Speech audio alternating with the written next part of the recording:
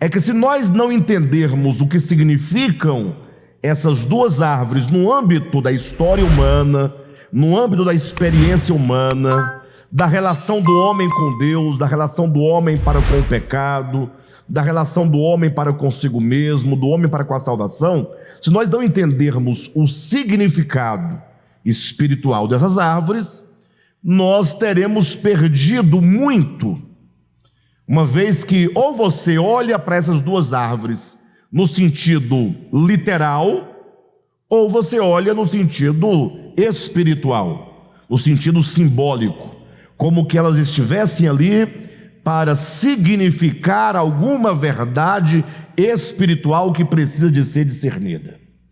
Então, infelizmente, a maioria dos cristãos, como nós já temos dito aqui muitas vezes, eles leem Gênesis capítulo 2, apontam para essas árvores e entendem como sendo árvores literais. Eles pensam, o homem, porque comeu do fruto da árvore do conhecimento do bem e do mal, trouxe a tragédia do pecado para o mundo, e portanto a razão de tantos problemas, de tantas misérias, de tanto pecado, de tanta dor, morte, é porque o homem comeu uma fruta. Então assim eles solucionam ou procuram solucionar o problema com essa explicação. E aí complementam dizendo, mas se o homem tivesse comido da árvore da vida, esse homem teria vida eterna. E aí parece que acaba aí toda a discussão em torno das árvores. Ocorre, todavia, que quando nós olhamos para a Bíblia Sagrada como um todo, nós vamos encontrar alguns indicativos que sinalizam o fato de que aquelas árvores precisam ser vistas como árvores simbólicas.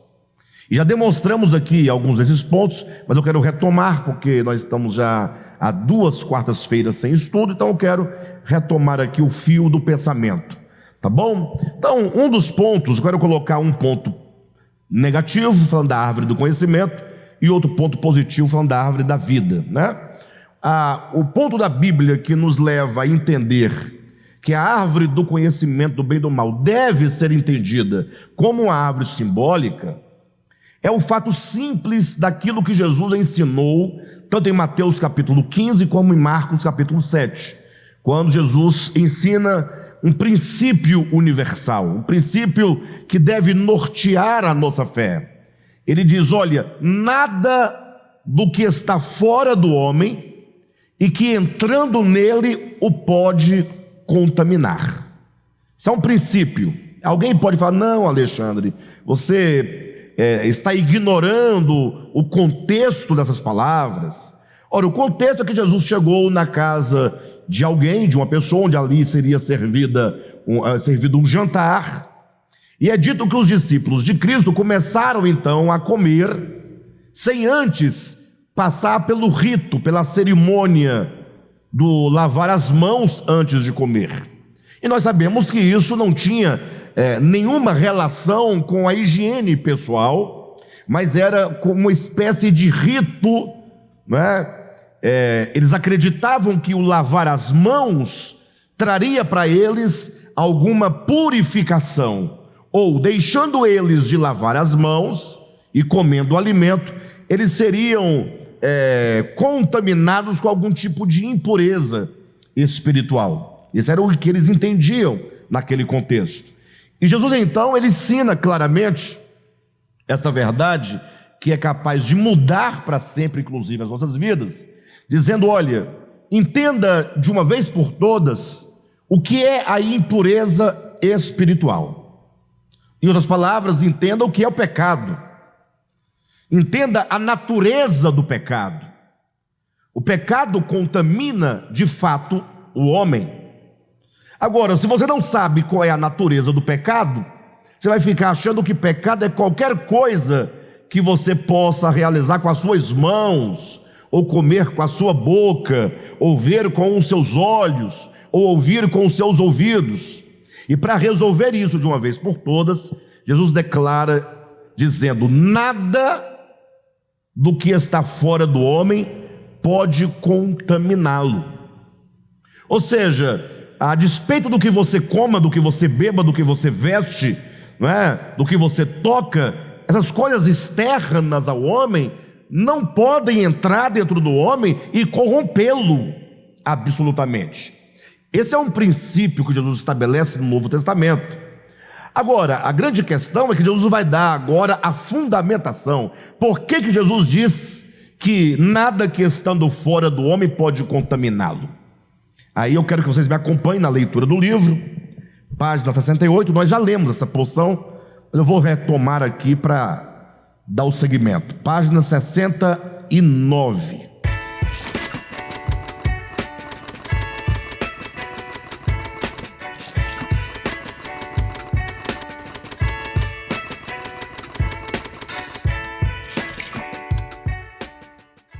Página 69, aí no primeiro parágrafo, não é? Quando diz a lógica, encontraram? A lógica dessa verdade. De qual verdade? De que nada que está fora do homem pode contaminá-lo. Irmãos, olha, se nós aprendermos isso, e somente esse princípio, já teremos avançado muito na vida espiritual. Veja, nada do que há fora do homem que entrando nele pode contaminá-lo. Olha a explicação. A lógica dessa verdade encontra o seu fundamento no contraste e na incompatibilidade de substâncias de diferentes naturezas. 2 pontos.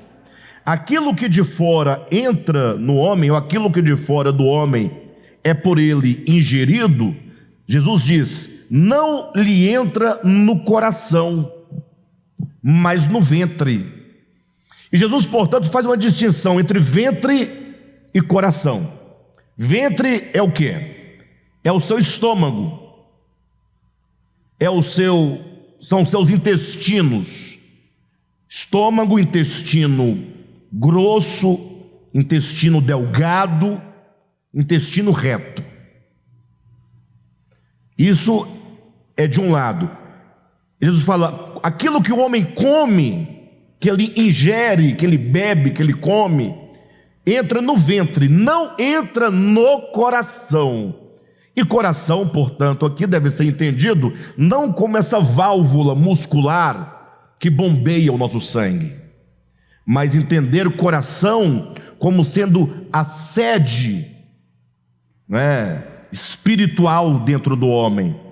Como está lá em Provérbios, quando é dito, dá-me, filho meu, o teu coração. É lógico que Deus não está pedindo esse músculo, não é? Esse coração, que essa bomba muscular, não é essa bomba que ele está pedindo. Tem até inclusive uma brincadeira que alguns cristãos fazem, quando alguns argumentam dizendo, não, Deus quer o coração, não tem nada a ver com isso. Alguém fala, você não pode usar esse cabelo, esse corte de cabelo, o Anderson. Porque, aí você fala, não, mas Deus quer o coração. Aí eles brincam dizendo, Deus não é açougueiro. Vocês já ouviram essa expressão? Ora, quem fala Deus não é açougueiro, diante da fala que Deus quer é o coração, está dizendo que, pelo menos, entende que o coração que Jesus fala, dá-me, filho, o teu coração, seria o coração de carne, esse músculo, esse órgão. Então, quando a Bíblia fala de coração, pelo menos nesses contextos, dá-me, filho meu, o teu coração, né? Tem aquele outro texto também de Provérbios, de tudo o que há na vida, ou de tudo o que há, de tudo o que se deve guardar, guarde o teu coração, porque é do coração que procedem as saídas da vida. Ora, guardar o coração não é guardar esse músculo aqui dentro, mas é a sede da sua consciência, né? Das suas emoções, da sua existência, das suas decisões. É uma figura de linguagem que a Bíblia usa para se referir a essa parte íntima e decisória que define toda a nossa vida. Também, por exemplo, a gente poderia usar outro texto, um pouco semelhante, né? quando em algumas versões da Escritura, quando fala que alguém sentiu compaixão, a palavra compaixão, traduzida literalmente, quer dizer sentiu dores intestinais. Então, muitas vezes, essas partes interiores, as entranhas, que seja o baço, as tripas, o coração, muitas vezes são colocadas como centro da alma humana, a parte mais íntima e mais profunda. A gente não pode confundir as coisas. Mas Jesus, ele estabelece aqui uma diferença sensacional. Diz: olha, por que aquilo que entra no homem não pode contaminá-lo? Ora, porque aquilo que o homem come e o que o homem bebe só atinge os intestinos, literalmente falando, só atinge o ventre. Ou seja, eu como um alimento físico, esse alimento físico vai para uma parte física do meu ser. Logo ele está dizendo que, por que aquilo que entra não pode contaminar o homem? Ora, porque a contaminação do homem no âmbito espiritual não está para o corpo físico. Não há contaminação no corpo físico. E daí nós temos que estar atentos, porque tanto um pensamento de Platão, quarto século antes de Cristo, como também um pensamento de uma linha agnóstica do segundo século, primeiro século, segundo século da era cristã, que entendia que o corpo humano é impuro. Eles entendem que a impureza, que o problema do pecado e da impureza está para o corpo físico. Assim, por exemplo, quando nós lemos lá na Epístola de Paulo aos Colossenses, quando fala Paulo fala contra o asceticismo. O que é o asceticismo? É aquelas pessoas que produzem ou conduzem o seu corpo a uma profunda disciplina, uma disciplina severa de jejuns, de roupas, de comida e de bebida. E o que Paulo diz? Fala, isso não resolve o problema do homem. Vamos ler lá, só para os irmãos poderem entender essa questão, que é muito importante. Abra sua Bíblia em Colossenses, capítulo 2, a partir do versículo 20. Se morrestes com Cristo para os rudimentos do mundo, e aqui é importante entender que rudimentos do mundo quer dizer o entendimento e o conhecimento que o mundo produziu acerca de Deus na antiguidade. Ou seja, é todo o conhecimento que a humanidade desenvolveu acerca do divino, acerca do sagrado, acerca de Deus, no tempo em que a humanidade estava na infância. Ou seja, eles não tinham uma compreensão clara acerca da verdade suprema que Jesus declara: Deus é Espírito.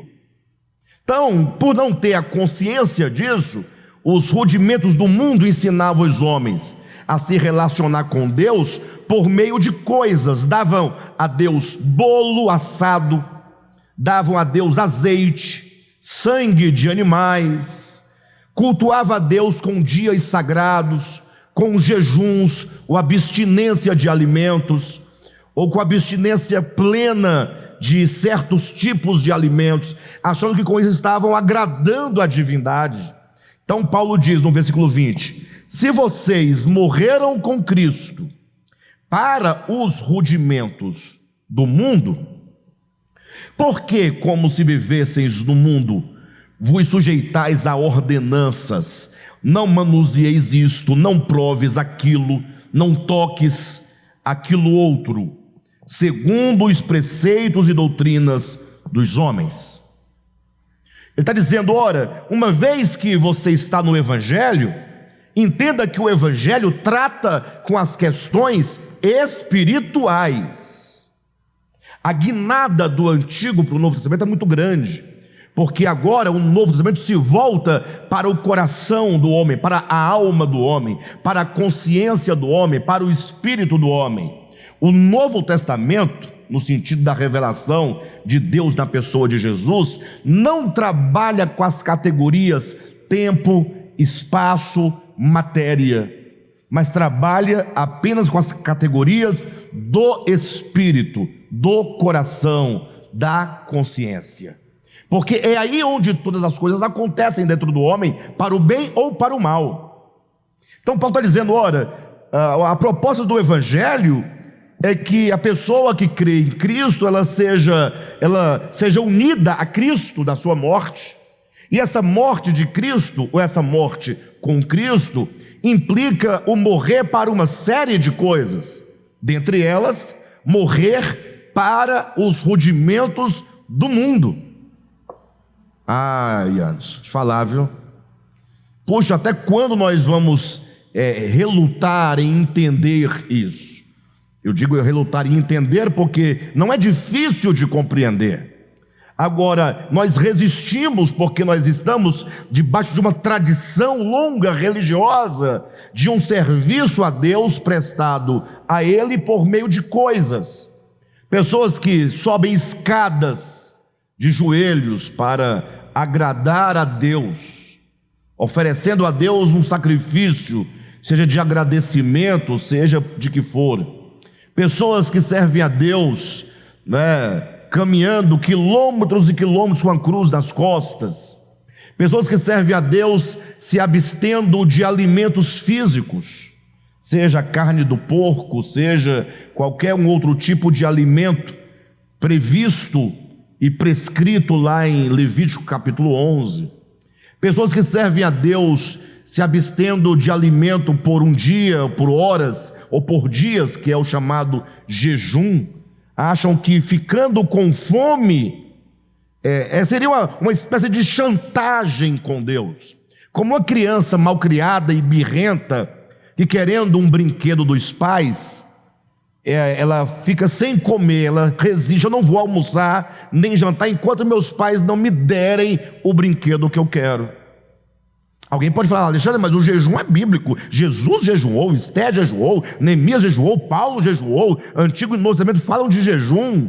Sim, é verdade. Só que o jejum de Paulo, de Jesus, de Esté, de Daniel, os apóstolos, não eram esses jejuns rituais, nem da lei e nem os jejuns que são realizados hoje como chantagem ou como moeda de troca para receber alguma coisa. Os jejuns que a Bíblia apresenta são jejuns como sendo um deleite do Espírito. Esse conceito está lá em Jesus. Não só de pão viverá o homem. O homem vive não só de pão, mas o homem vive de toda a palavra que procede da boca de Deus. Então, quando a alma está profundamente angustiada, quando a alma está profundamente sendo encurralada pelas circunstâncias, pelas dificuldades, pelos medos, pelos problemas, e essa pessoa, na sua finitude humana e na sua fragilidade humana, encontra em Deus o seu refúgio, e se esconde em Deus, como quem busca em Deus a sua segurança, e porque agora ela corre para Deus e estar ali, vivendo na presença de Deus em razão daquelas circunstâncias, ela jejua como resultado da sua busca a Deus. Não só de pão vive o homem, mas de toda palavra que procede da boca de Deus. Então o jejum existe enquanto algo que é espontâneo do espírito humano. Não raras vezes o espírito humano nos impulsionará ao jejum, não para conquistar algo, não para convencer a Deus, não para fazer chantagem, não para cumprir ritual, mas é porque a alma faminta e desesperada busca em Deus o seu refúgio, e enquanto ela estiver ali, seja 1 hora, sejam 6 horas, seja 1 dia, sejam 2 dias, essa alma não se alimentará do pão físico, porque ela estará totalmente embebida e absorvida de Deus. É o jejum espontâneo do Espírito. Quantas vezes eu jejuei? Mas não porque eu fiz um planejamento. Nós nunca que dizemos, igreja, vamos jejuar tal dia, todo mundo, como que criasse, né, um calendário e levasse as pessoas a proceder num jejum sem que elas tivessem a espontaneidade do Espírito e o próprio chamamento do Espírito para aquilo. Então, estamos falando que a maioria dos cristãos servem a Deus por meio de coisas, seja do dinheiro que elas dão como moeda de troca, em forma de dízimo, de ofertas, ou em forma de sacrifícios, de campanhas. São coisas. Deus não trabalha com dinheiro. Deus não trabalha com a sua fome física. Deus não trabalha com as suas vestimentas, nem com a sua alimentação. Já dizia Paulo em Romanos 14, o reino de Deus não é comida e nem bebida. Então Paulo está dizendo, o reino de Deus é o quê? É o se unir a Cristo na sua morte.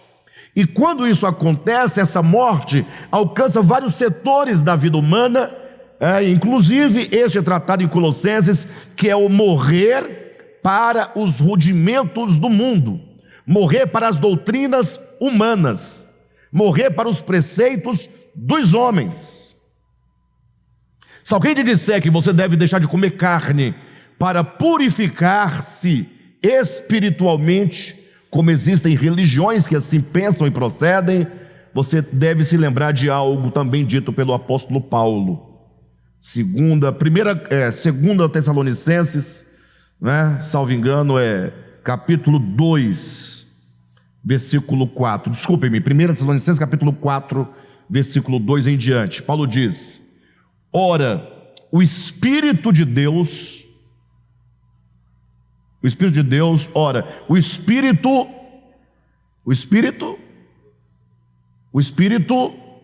como diz lá, o Espírito nos diz expressamente.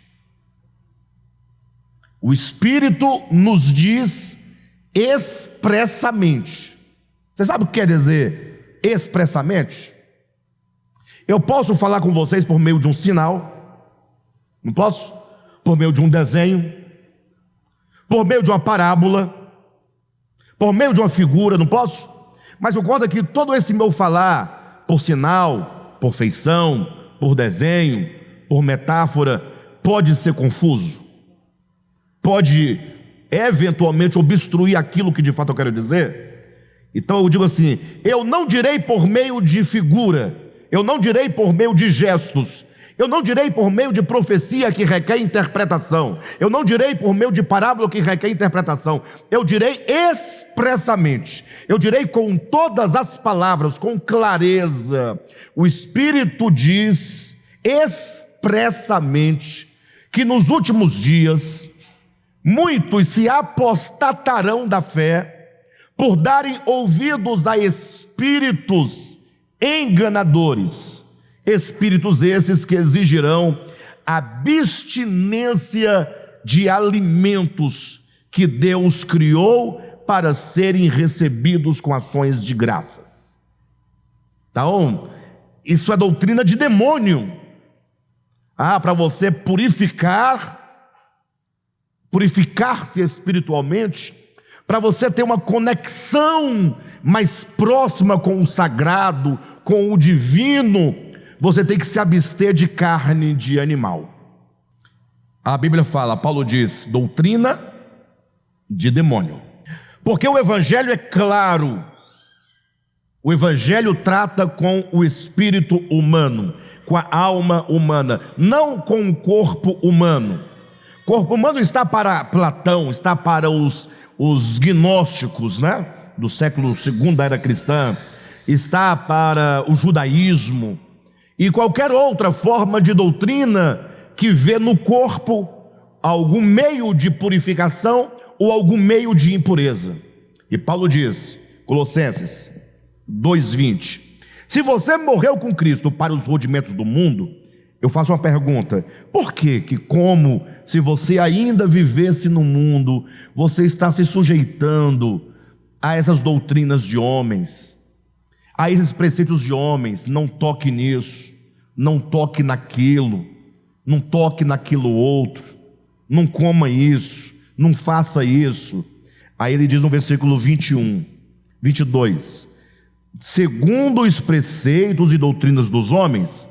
Olha a conclusão: pois que todas estas coisas, que coisas?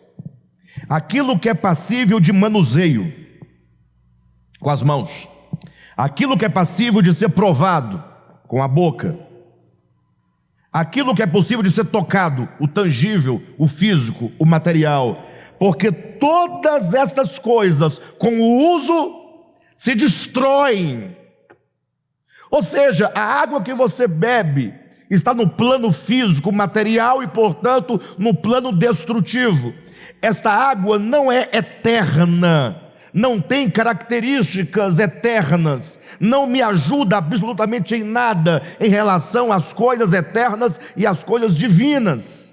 Por isso que Paulo continua dizendo no versículo 23, tais coisas, que coisas?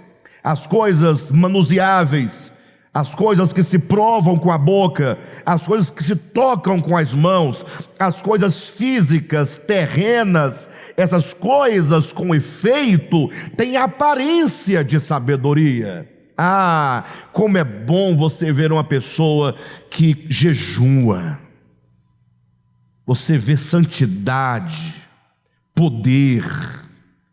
Agora, quando você vê a pessoa comendo, fala, a pessoa não deve ter poder, vive comendo. Mas não se esqueçam que essa foi a acusação que fizeram contra Jesus. Disseram: João Batista é um homem que não come e não bebe, é um homem de jejuns e um homem abstêmio de álcool. Agora, esse aí não, esse aí é um beberrão e um glutão. Aí quando você lê a Bíblia, ele está na casa de Maria, está jantando, está na casa de Mateus, está jantando, está na casa de Simão, está jantando, está sempre jantando. Quando está na festa de casamento, acaba o vinho, traz mais vinho para o povo beber, e o pau quebra. Aí Jesus falou assim: olha, para vocês quem? Vocês, raça de víboras, vocês religiosos, vocês fariseus e escribas, vocês hipócritas, não tem jeito. Porque quando vocês não querem aceitar uma pessoa, pode ser João Batista que não come nem bebe, vocês vão dizer que ele tem demônio. Aí vem outro que come e bebe, que sou eu, vocês falam, é glutão e beberrão. Ou seja, não adianta, vocês têm problema. Então Paulo está dizendo: tais coisas com efeito têm aparência de sabedoria. Agora fala a verdade. Se você chega num lugar e vê uma pessoa, uma seta. O que é uma seta? Uma pessoa vestida de paletó mais em conta, né? 159 lá no Cia do Terno, feito de petróleo preto, no calor desse, gravata, meio-dia, calor, sapato Vulcabras, calça de tergal, blusa amarrada nos punhos, de jejum, 3 dias sem comer, sem pentear o cabelo, sem escovar os dentes, orando no monte. E você olhar para o outro lado e ver uma pessoa sentada, comendo, bebendo, rindo, conversando, batendo papo. Ambos como profetas de Deus, como pregadores, homens de Deus. Fala a verdade. A quem você se inclina mais para dar maior crédito de espiritualidade? Fala a verdade. Estranho, não? E Jesus é o exemplo oposto a este, né?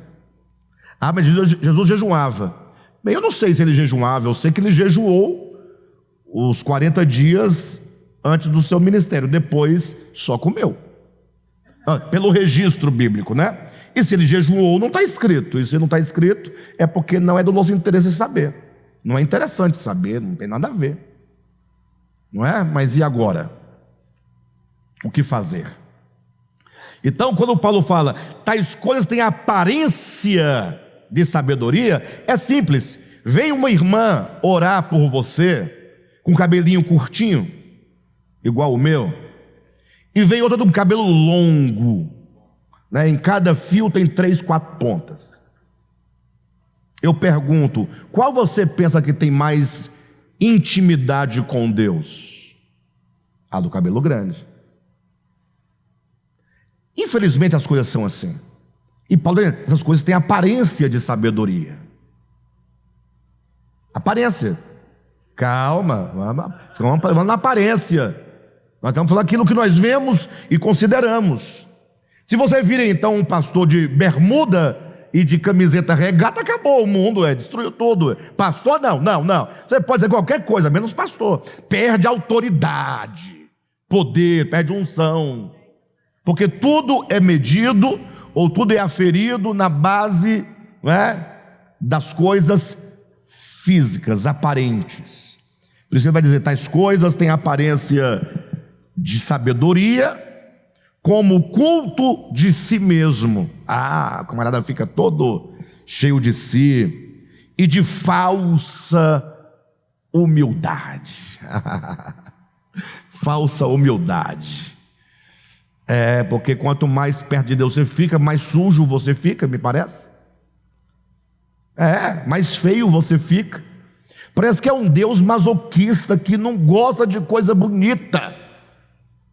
É o Deus que se criou, não gosta de coisa bonita.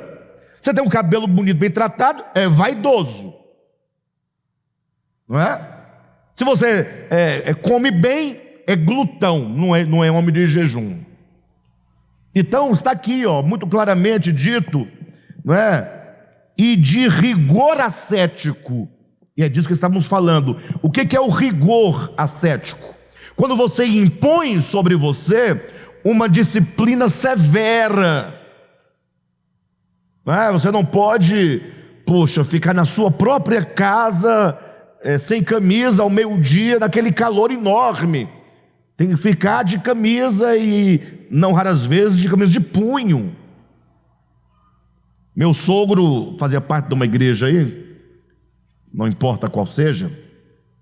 Nos últimos dias a gente estava libertando ele, nos últimos dias antes dele morrer.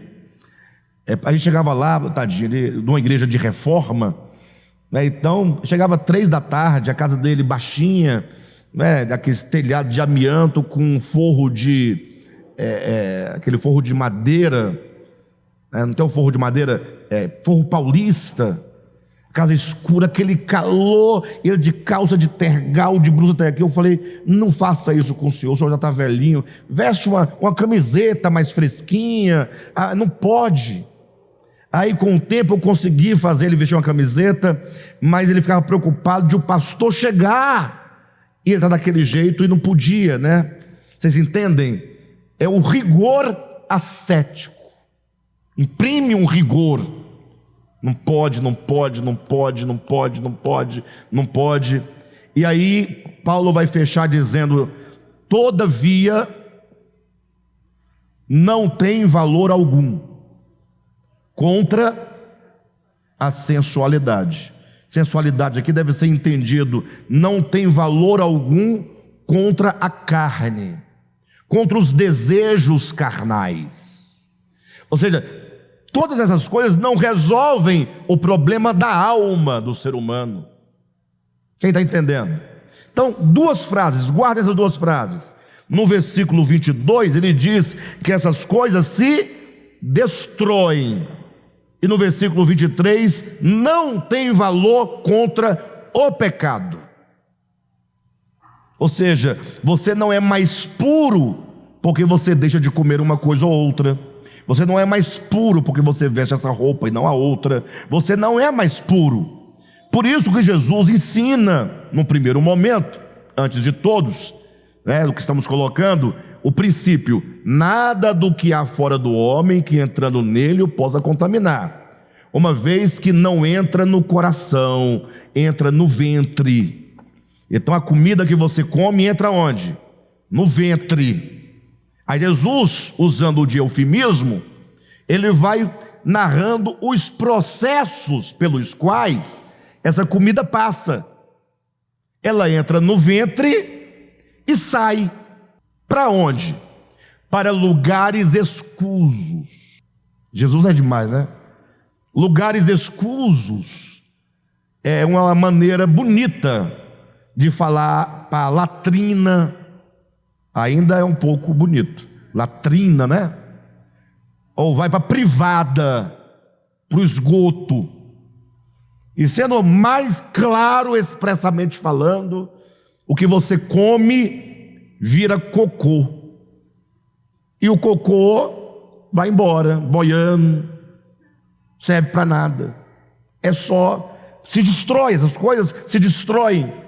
Aquilo que você come, que você usa, que você toca, que você manuseia, que você prova, não tem valor, não tem poder contra a sensualidade.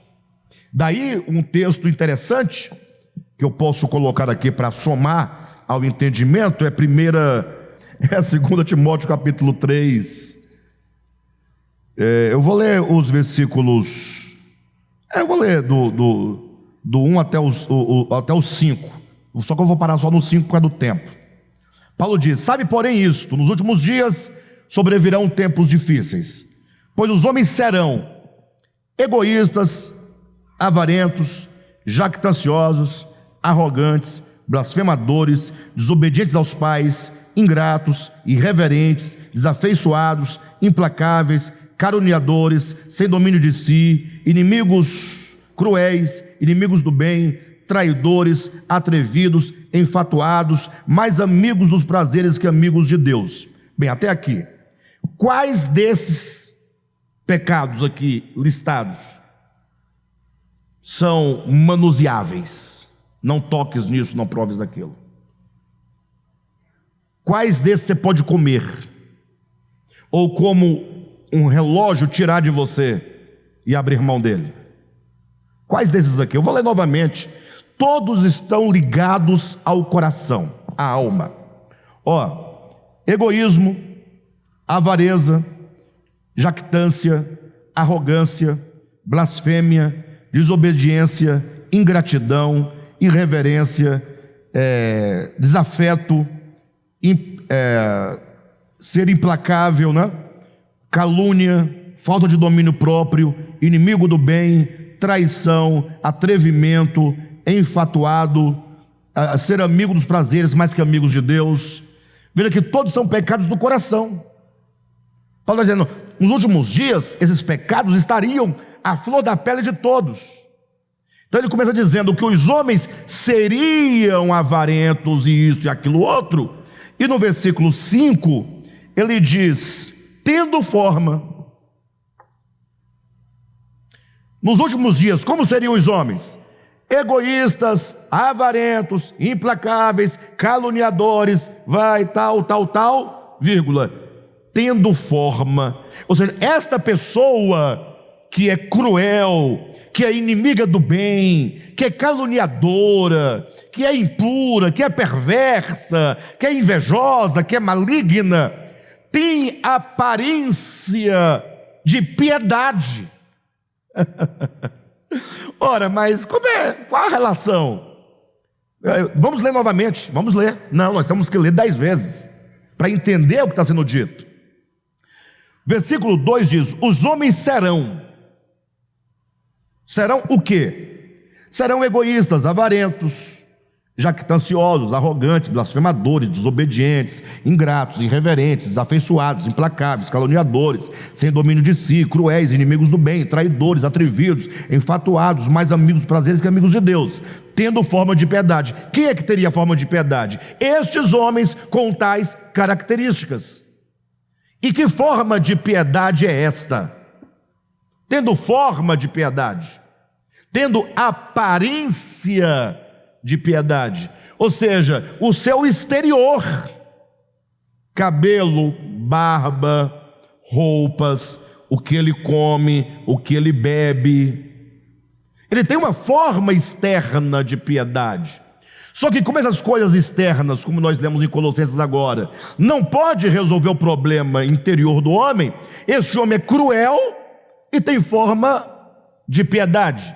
Esse homem é avarento e tem aparência de piedade. Esse homem é egoísta, mas tem aparência de piedade. Esse homem, ele é avaro, tem aparência de piedade. Ele é maligno, mas tem aparência de piedade. Então ele engana os homens com a sua aparência. Mas olha o que Paulo fala acerca dessa mera aparência. Ele diz: tendo forma de piedade, negando-lhe, entretanto, o poder. Que poder é esse? Negando-lhe, entretanto, o poder. Para vocês entenderem, que ninguém tenha dúvida, não desmarque 2 Timóteo capítulo 3. Nós vamos entender esse negando-lhe, entretanto, o poder. Tendo forma de piedade, negando-lhe, entretanto, o poder. Volta em Colossenses, no capítulo 2, versículo 23. Tais coisas, que coisas? Aqui em Colossenses, aquilo que você pode manusear, aquilo que você pode provar, aquilo que é tangível você pode tocar, o que é material. Agora, quando ele diz estas coisas, aqui em 2 Timóteo, no capítulo 3, onde estão essas mesmas coisas aqui no versículo 5? Forma de piedade, forma externa de piedade. A forma externa de piedade, em 2 Timóteo, é não toque, não prove, não mexa, não. Versículo 23, Colossenses 2, 23. Tais coisas, com efeito, têm aparência de sabedoria. Timóteo, 2 Timóteo 3, 5. Aparência de piedade. As coisas externas trazem uma aparência. Voltando para Colossenses 2, 23, ele diz, no finalzinho: todavia não tem valor algum contra a sensualidade, não tem poder contra a sensualidade, não tem a força para combater o pecado interior do coração. Por isso que aqui em Timóteo, 2 Timóteo 3, 6, vai dizer: negando-lhe, entretanto, o poder. Falta-lhes o poder de uma vida interior vigorosa para vencer a traição, a maldade, a avareza, a impureza e esses pecados todos que Paulo coloca aqui no capítulo 3 de 2 Timóteo. Veja como que ele está dizendo a mesma coisa aqui, a mesma coisa lá, numa linguagem diferente, mas está martelando no mesmo ponto. Vida cristã não é vida de aparência. Vida de aparência é doutrina de homens, são preceitos de homens, são doutrinas de demônios. O que Deus está procurando? Uma vida interior fortalecida pelo Espírito de Deus. É o homem interior fortalecido pelo poder de Deus para combater o verdadeiro problema do pecado dentro dele. Por isso que Jesus, voltando para o texto inicial, ele diz essas coisas com nada que estando fora do homem, que entrando nele eu possa contaminar, porque só entra no ventre. A relação das coisas externas comigo é externo com o corpo meu, que é externo. Tanto o corpo quanto a comida se destrói, tanto o corpo quanto as vestes se destrói, tanto o corpo quanto aquilo outro se destrói. E a vida eterna não está, ou ela não é marcada no corpo. Calma, é lógico. Eu sei que nós vamos perceber, por meio do corpo, algumas características do Espírito. Então, se eu sou temperante, que é o fruto do Espírito, logo eu serei temperante no meu comer, sim ou não? Mas eu não sou temperante pela comida, eu não sou puro pela comida, não me torno puro pela veste. Eu posso até me vestir com decência em razão da pureza e integridade do meu espírito, mas não é a veste que torna meu espírito íntegro, mas é meu espírito íntegro que me faz vestir com bom senso, com pudor. Quem está entendendo? Então há uma inversão.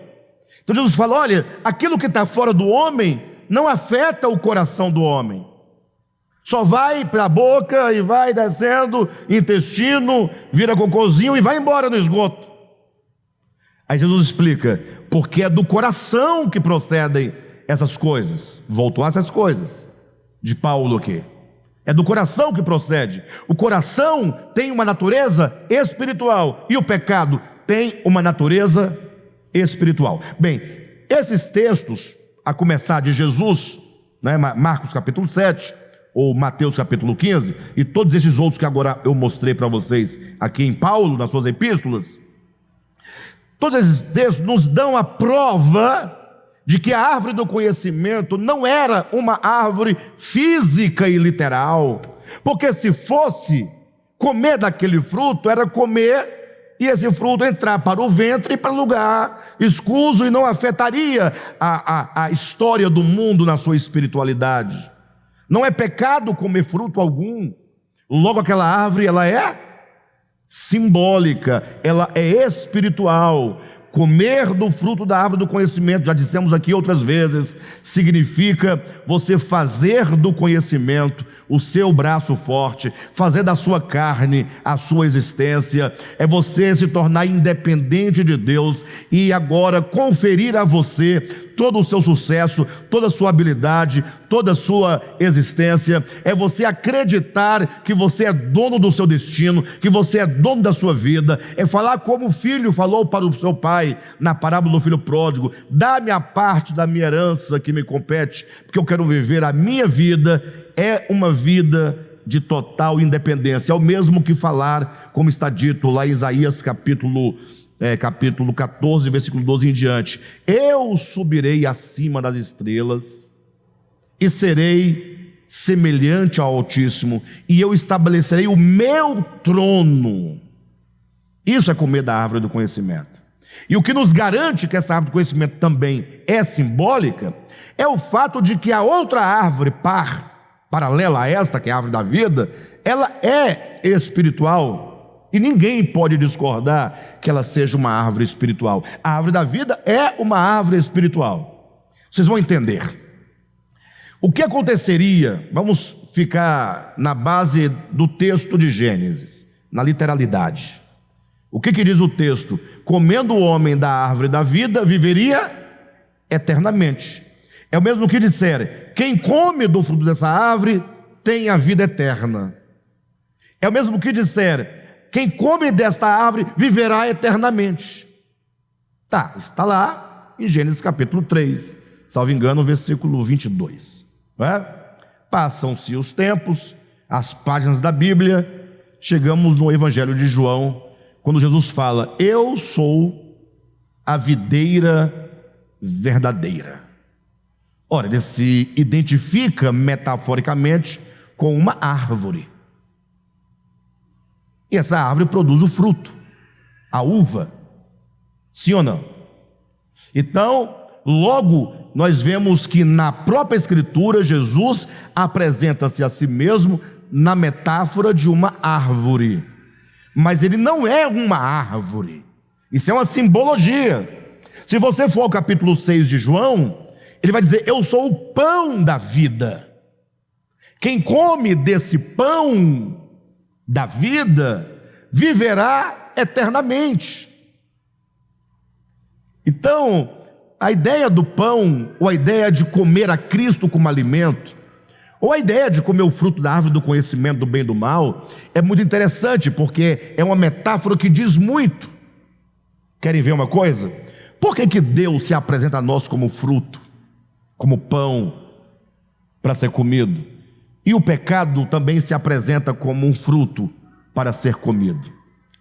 É porque quando nós comemos, você come um fruto, agora estamos trabalhando a metáfora, tá? Vamos falar de comer literalmente, para entender o comer do pão da vida, comer da árvore da vida, comer da árvore do conhecimento. Então, quando você come na sua casa uma refeição, o que acontece?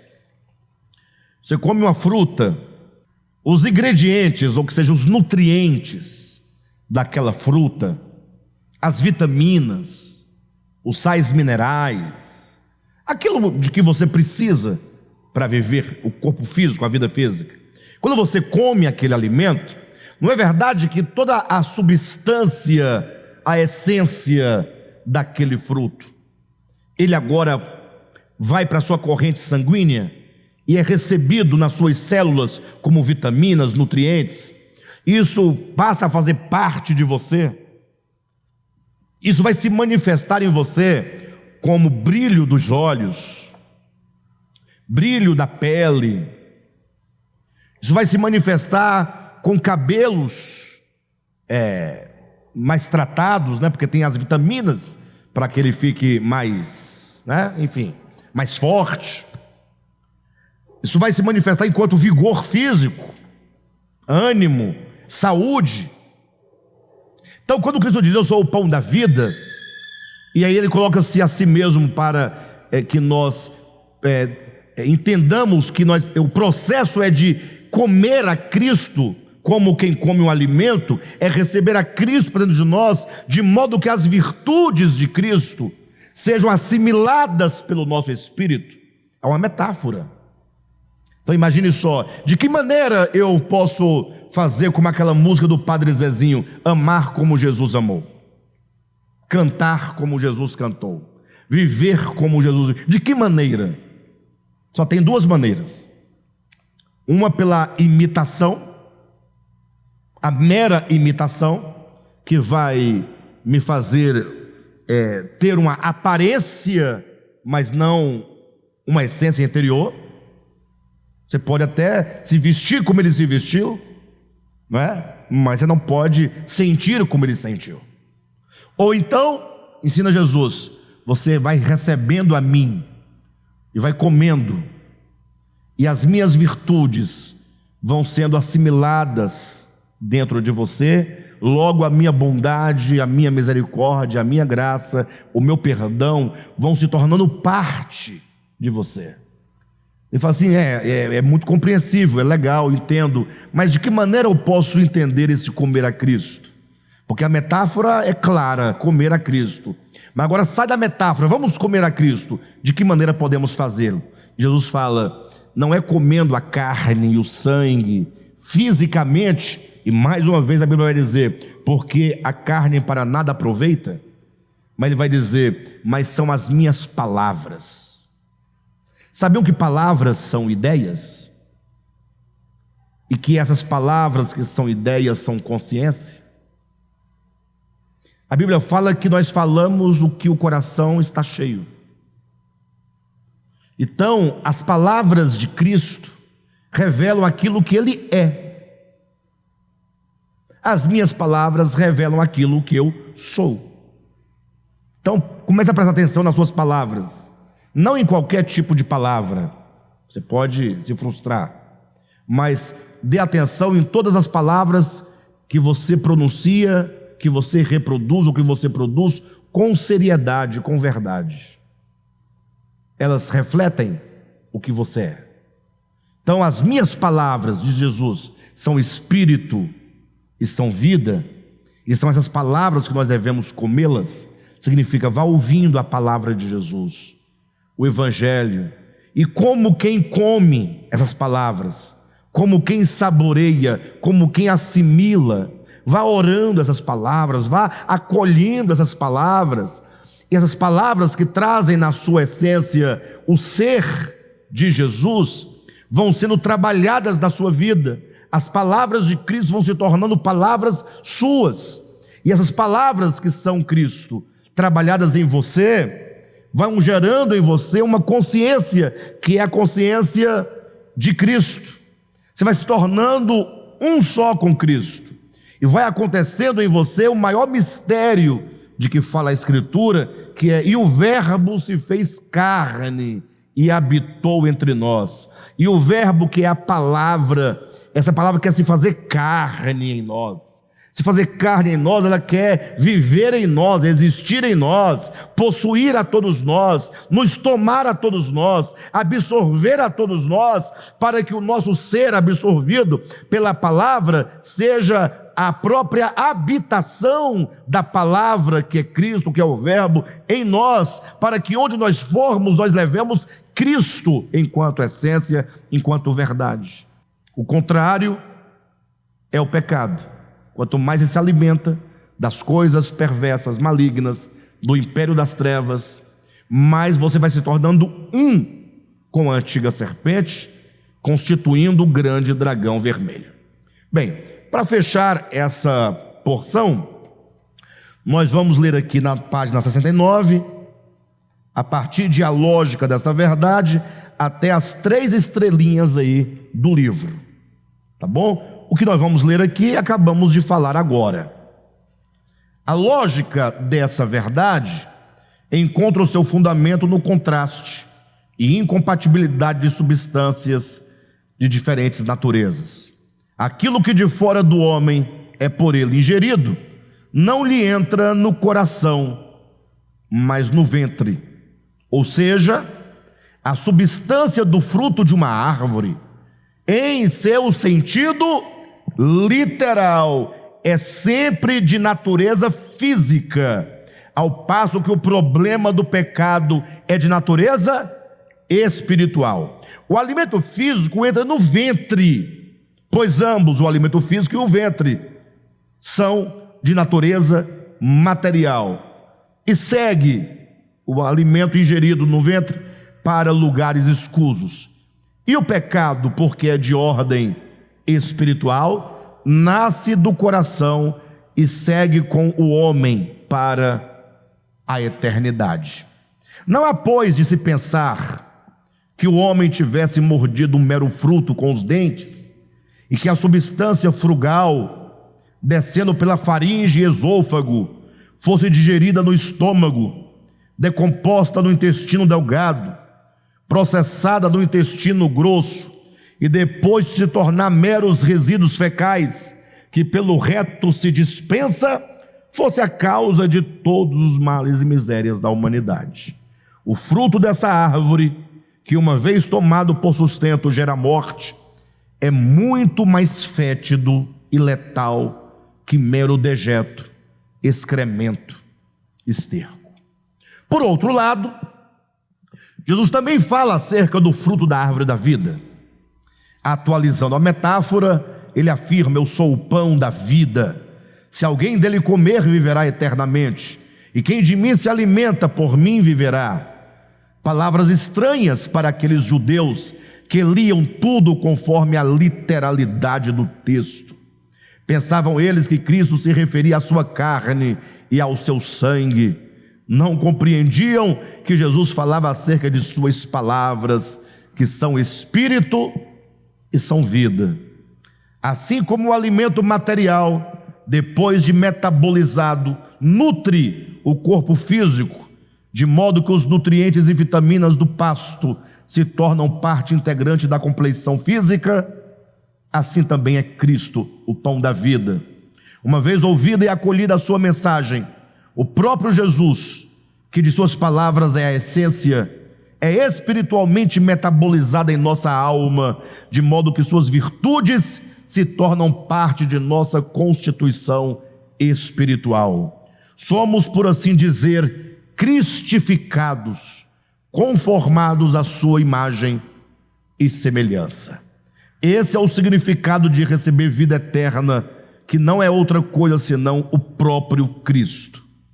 As duas árvores, portanto, apontam simbolicamente para duas fontes de sustento, de onde pode o homem extrair a força e a motivação pelas quais viver.